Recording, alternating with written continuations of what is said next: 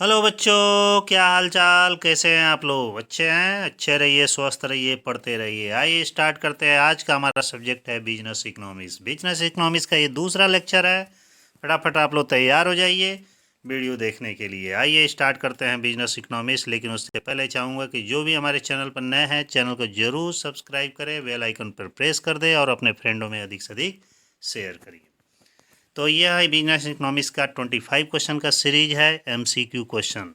पहला लेक्चर कुछ दिन पहले जा चुका है, तो आज सेकंड लेक्चर है जो 26 से लेकर 50 क्वेश्चन तक का होगा। तो आइए स्टार्ट करते हैं 26 नंबर क्वेश्चन। 26 क्वेश्चन कह रहा है कि गिफिन वस्तुओं के प्रति आय प्रभाव होता है। गिफिन वस्तुओं के प्रति आय प्रभाव होता है। क्या होता है? ऋणात्मक होता है। 27 नंबर क्वेश्चन कह रहा है मांग शब्द का अभिप्राय मानी गई उस मात्रा से लगाया जाना चाहिए जो निश्चित कीमत पर क्रय की जाती है। यह परिभाषा है, एक स्टेटमेंट है, किसके द्वारा दिया गया था? परिभाषा याद कर लीजिएगा, प्रोफेसर जेएस मिल के द्वारा दिया गया है कि मांग शब्द का अभिप्राय मानी गई उस मात्रा से लगाया जाना चाहिए जो निश्चित कीमत पर क्रय की जाती है। 28 नंबर क्वेश्चन कह रहा है कि ग्राफ में उपभोक्ता की बचत का क्षेत्र होता है। ग्राफ पर उपभोक्ता की बचत को जब शो किया जाता है उसका क्षेत्र क्या होता है? वो किस तरह का ग्राफ होता है? मांग वक्र के नीचे तथा मूल्य रेखा के ऊपर होता है। 29 नंबर क्वेश्चन कह रहा है कि व्युत्पन्न मांग का अर्थ है। व्युत्पन्न मांग का क्या अर्थ है? एक उत्पादन के साधन की मांग को ही व्युत्पन्न मांग कहा जाता है।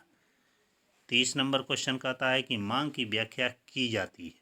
मांग की व्याख्या की जाती है, क्या की जाती है? पर्याप्त क्रय शक्ति के आधार पर क्रय की इच्छा और सहमति पर।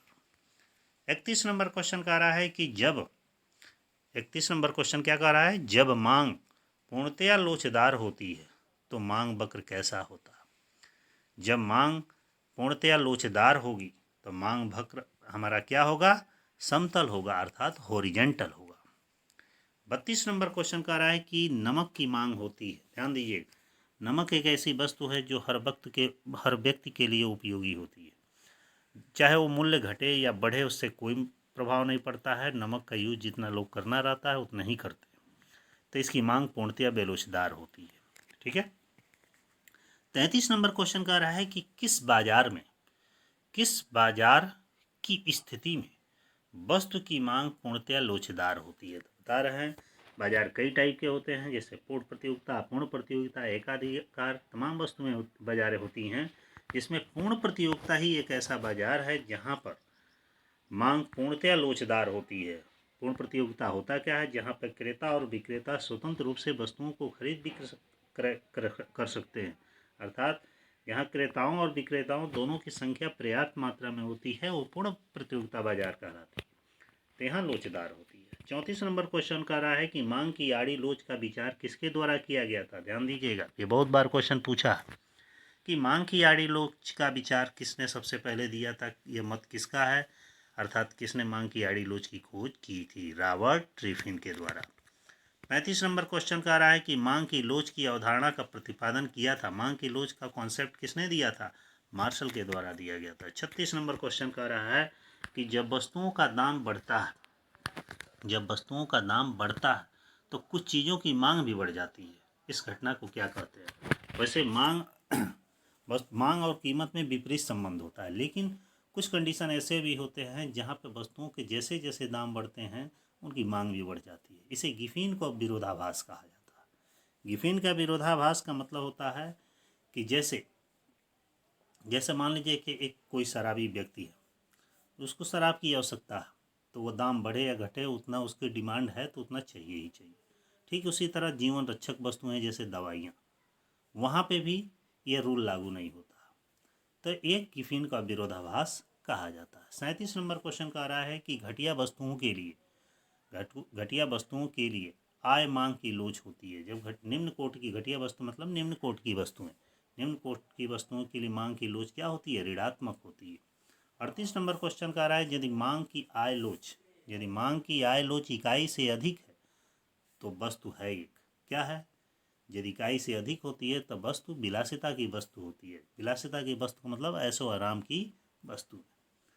39 नंबर क्वेश्चन कह रहा है मांग की आड़ी लोच है, अर्थात कि मांग की आड़ी लोच का फार्मूला क्या होता है, सूत्र क्या होता है। उसका सूत्र होता है मांग की आड़ी लोच बराबर एक्स वस्तु की मांग में अनुपातिक परिवर्तन बटा वाई वस्तु की कीमत में अनुपातिक परिवर्तन। ये बहुत फार्मूला बहुत बार एग्जाम में पूछा है, इसलिए आप इसको पढ़ लीजिएगा।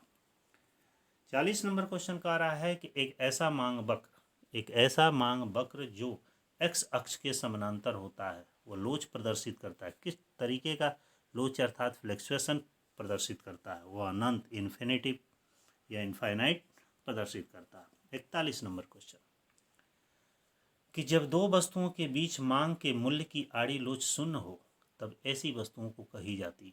अर्थात जब दो वस्तुओं के बीच की मांग की आड़ी लोच जीरो होती है, शून्य होती है, तो ऐसी वस्तुओं को किस टाइप की वस्तु कहा जाता है, वो स्वतंत्र वस्तुएं होती हैं। 42 नंबर क्वेश्चन कह रहा है कि यदि किसी वस्तु के मूल्य में 50% की वृद्धि होने से की वृद्धि होने से उसकी मांग में केवल 10% की कमी होती है, तो ऐसी मांग किस तरह की मांग कहलाती है, बेलोचदार मांग कहलाती है। क्योंकि जिस रेशियो में वस्तुओं के मूल्य में कमी या वृद्धि होती है, उसी तरह उसकी मांग में भी कमी वृद्धि होती है। लेकिन यहाँ 50% वस्तु के मूल्य में वृद्धि होने से उसकी मांग केवल 10% कम हो रही है, तो ऐसी वस्तु को बेलोचदार मांग कही जाती है।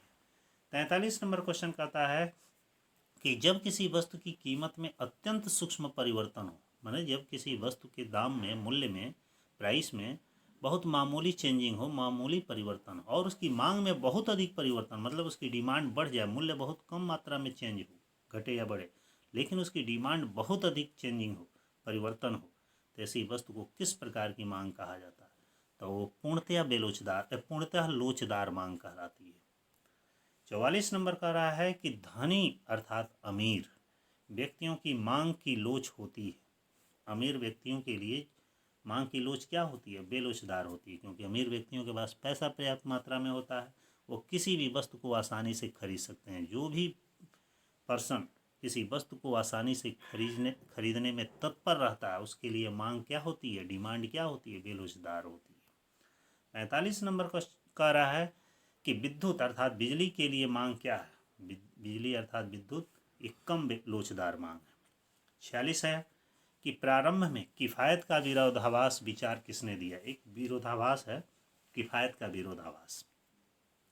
ये स्टेटमेंट किसके द्वारा दिया गया था, तो ये प्रोफेसर किन्स के द्वारा दिया गया था। 47 नंबर क्वेश्चन का रहा है गिफिन पदार्थ की मांग और कीमत में संबंध होता है। गिफिन पदार्थों की जो मांग होती है और कीमत में किस तरह से सीधा संबंध होता है, क्योंकि गिफिन पदार्थों में क्या होता है, वस्तु के मूल्य बढ़ने से उसकी मांग बढ़ती है, वस्तु के मूल्य गिरने से उसकी मांग घटती है। तो इसमें सीधा संबंध होता है, न कि विपरीत, क्योंकि मांग और वस्तुओं की कीमत में विपरीत सदैव संबंध होता है। लेकिन गिफिन का जब विरोधाभास आएगा तो वहाँ पे उसकी मांग और मूल्य में सीधा संबंध होता है। 48 नंबर क्वेश्चन कहता है कि बाजार में विक्रेता पर कर का भार सबसे अधिक पड़ेगा। बाजार में विक्रेता पर कर का भार सबसे अधिक पड़ेगा जब वस्तुओं की मांग लोचपूर्ण हो और पूर्ति लोच रहित हो। 49 नंबर क्वेश्चन कह रहा है कि यदि अल्पकाल में मूल्य निर्धारण में प्रबल भूमिका होती है, अति अल्पकाल में मूल्य निर्धारण की प्रबल भूमिका किसकी होती है, केवल मांग की। और लास्ट क्वेश्चन हमारा 50 नंबर कह रहा है कि यदि नीली जींस के मूल्य में वृद्धि के कारण, यदि ध्यान दीजिएगा ये क्वेश्चन बहुत ही इंपॉर्टेंट क्वेश्चन है, यदि नीली जींस के मूल्य में वृद्धि के कारण टेनिस जूतों की मांग में वृद्धि हो जाती है, तो नीली जींस और टेनिस के जूते किस प्रकार की वस्तु है। ध्यान दीजिएगा, दो प्रकार की वस्तु है, नीली जींस और टेनिस। यदि नीली जींस के मूल्य में वृद्धि के कारण टेनिस जूतों की मांग बढ़ जाती है तो नीली जींस और टेनिस जूते किस प्रकार की वस्तुएं, पूरक वस्तुएं। पूरक वस्तुएं का मतलब होता है कि एक वस्तुएं दूसरी वस्तुओं पर आश्रित होती है। अर्थात जब मान लीजिए ये खिलाड़ी है और वो टी शर्ट पहन रहा है और उसके जूते हैं, तो जब वो टी शर्ट की मांग बढ़ेगी तो उसके जूतों की मांग बढ़ेगी। जैसे बैट और बल्ला है, तो वहाँ पे बैट की जब डिमांड बढ़ेगी तो बल्ले की डिमांड बढ़ेगी। तो यहाँ पे क्या है, इस तरह की वस्तुओं को पूरक वस्तुएं कहा जाता है। तो ठीक इसी तरह 25 क्वेश्चनों का ये सीरीज हमारा कंप्लीट होता है। नेक्स्ट वीडियो नेक्स्ट डे मिलेगा।